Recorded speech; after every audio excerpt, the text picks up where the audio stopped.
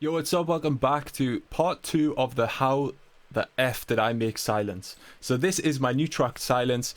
If you haven't heard it by now, you're not a real Ollie James fan, and I hate you. Now, go and check it, man. This is one of the most fresh tracks I've made. This is one where I didn't have an agenda. I wasn't scared. You know, I wasn't trying to make a track for a label. I was just trying to make a track for myself to make myself happy, and it ended up being quite creative. And this track is one of the tracks that launched Rave Room Recordings, right? This label is about fresh big room, which people are always going to be excited to listen to. You see the artwork and you know it's going to be something fresh and different. I don't hear enough of that in the big room scene right now, which is sad because I think people are too scared to push the boundaries. They want to play safe, because if you get it wrong and you piss off all your big room fans, you're not going to get booked for shows anymore. But I'm lucky that I basically make a living online, helping you guys with music, connecting with you guys, so I don't have those restraints anymore, let's say. Of course I want to DJ again. That's DJing is why I started making music, right? But I don't have the pressure of like, oh, if I don't get a release on this label and with this kind of sound, I'm not going to get booked for this festival. Now I've got freedom, and it's down to you guys, and I love every single one of you in the Patreon fam for helping me to do this. So if you are a Patreon fam and you haven't downloaded the Silence sample pack, go and get it. You'll get all the sounds from this. I want to hear some sick remixes from you guys. And also, yeah, I forgot to mention this last time, but we were in the Beatport Top 100. We were in 13. Now, I don't know if right now it has updated, but every day I'm so sad. Like, I sit, eat my breakfast and just refresh the Beatport Top 100, right? But we are on number 13 right now as of the 3rd of March. So hopefully we can crack that top 10, because the only other labels in there are Spinnin', Revealed, Rave Culture. So for us to be up there, it's crazy, and it shows how sick our little community is. Like, you guys supported me, you grabbed the song, you're streaming the song, and it means so much. I just want to get this label as big as possible, so when you guys release on it, it's a big thing for your career and it helps you out, because this is why I made it. I want to give back, and I want to take us all to the top with Rave Room. So let's jump into the rest of the track. Now, yeah, it's cool having a sick drop, but if you don't have a breakdown to match, it's going to do bad on Spotify. People just won't want to listen to it if you've got a weak breakdown, a basic breakdown. So I had to do something fresh. We'll also go into the build-up, because I think the build-up's quite unique as well.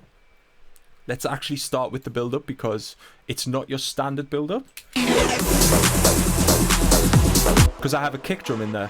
So usually you'll only hear like a drum fill, so like a Kashmir drum fill get dropped in, but I wanted to have a kick in there so it could sound a little bit more of that techno vibe, because that's what I wanted. The theme was like techno meets big room, right? So we have the kick from the drop.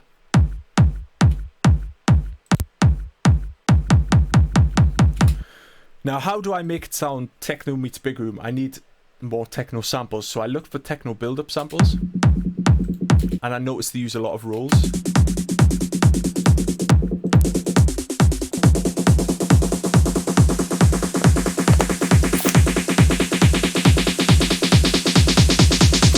And they also don't pitch up the drum snares, whereas in EDM it goes super high. I think that sounds a bit too cheesy for them. So I guess they keep it all the same tone.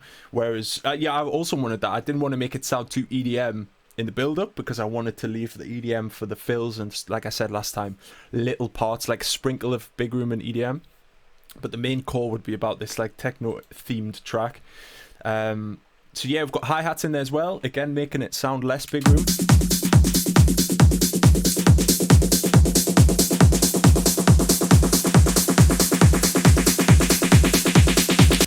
Got this sound, I'm not sure if I used this. Yeah, it's just a high string. Again, making it sound housey. We've got the wob.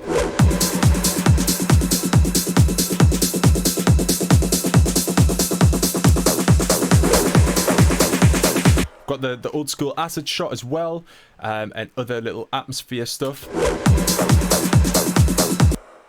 which I didn't use.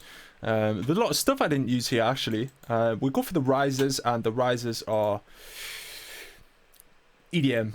let's not beat around the bush. These are super EDM risers, so it kind of worked in that point because this build-up has the energy of an EDM track, but doesn't have the drums of an EDM track.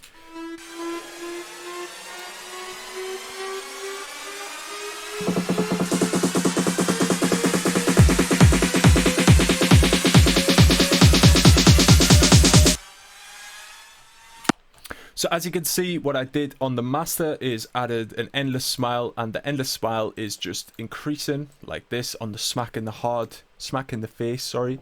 This is quite an aggressive one.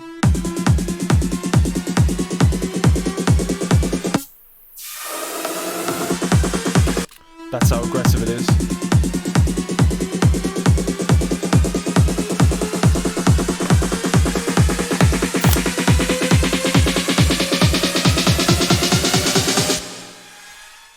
Then he's depressed when the drop comes in. But yeah, that's what I wanted to do with the bass, with the build-up. Techno, primarily, bit of EDM, because I wanted the energy of a big room build-up. If I start doing techno build-ups, my fan base will be like, yo, what are you doing? I'm gonna, hopefully one day, again, be booked for shows where I'm gonna play an EDM set, so I need to have that EDM influence if I am gonna take influences from another genre. And that's what Rave Room's about, man. It's about taking big room and kind of adding it with other genres, with psytrance, with rave, with lots of different genres in this one track to just keep it fresh and different, right? So that's kind of the vision. Then we get into the drop, and if you haven't seen that, go and watch last week's episode because I showed you the drop in great detail. And then we get to the breakdown. I love this breakdown a lot.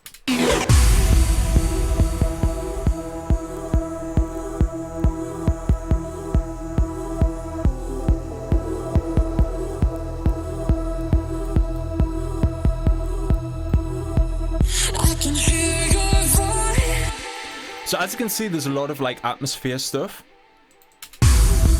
Got this little kick as well, which I like.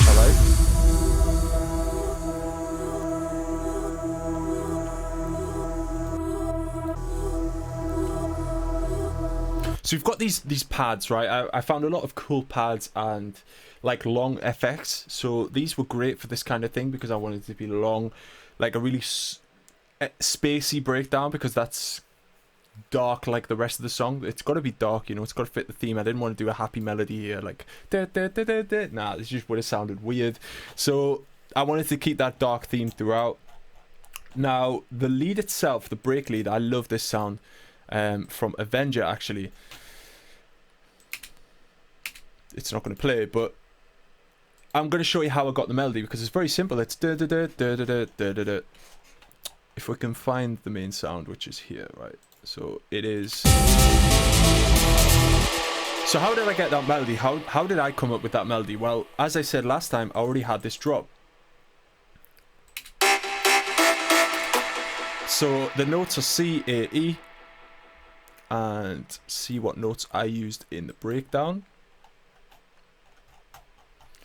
If I can scroll up with my fat fingers. C, A, E. And it's as simple as that. I wanted to keep the same melody, but I changed the pattern. So it goes da da da da da da da da. But this goes da da da. So it's halved. I basically half-timed the melody. And it's just a trance rhythm. So I had this one da da da da da da da da. And it's just a trance pattern, right? And what I did was I teased it throughout, right?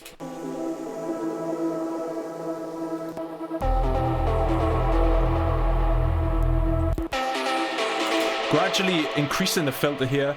We've got the macro now. What am I doing here? Because I remember automating lots of stuff within Avenger. Let's see if we can see what I'm automating.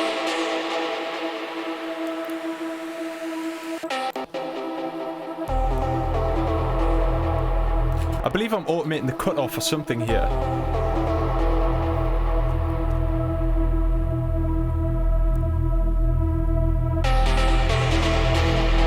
But you can see why this sounds so good, because you've got this cutoff knob being automated with the lead itself. This is the way the preset came, and it sounds so good, man. I really like it. But yeah, I'm automating a few things here because you can hear the sound is different. The sound is different here than it is at the end. So listen. It's got like a phaser on top. It's got a phaser on, so I automated the phase of the sound within here, but I can't remember where that actually is. But yeah, anyway, I'm automating the phase. As you can see, it goes up. It starts low and it goes up towards the end. Let's exaggerate it. It sounds cool, man. It gives the sound movement and it just makes it sound a lot less boring. So that's the climax part, is pretty much that sound. We've got bass line as well.